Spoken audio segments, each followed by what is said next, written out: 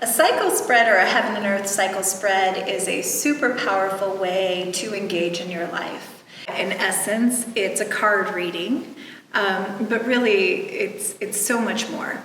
In this spread, I use two different decks. I use the Crystal Ally cards and the Flower Energy cards. So for each house, you're going to get two allies to work with you throughout that coming cycle of growth to attain any of the goals and intentions you set out to accomplish before we get started.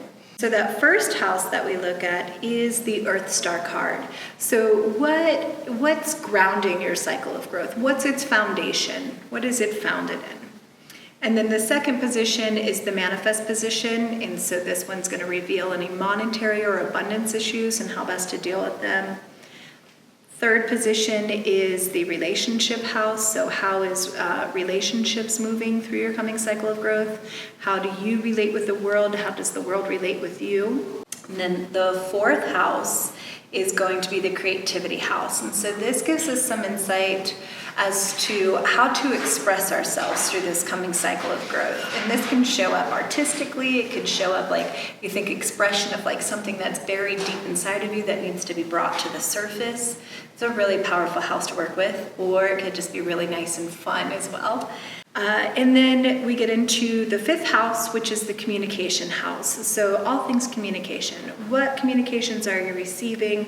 What communications are you giving, either energetically, verbally, through the body language? I love those seasons or those spreads where it comes in where it's just about silence also. It's powerful. The sixth house is the spirit house. So with that, we learn about what are the spiritual lessons in this coming time of growth.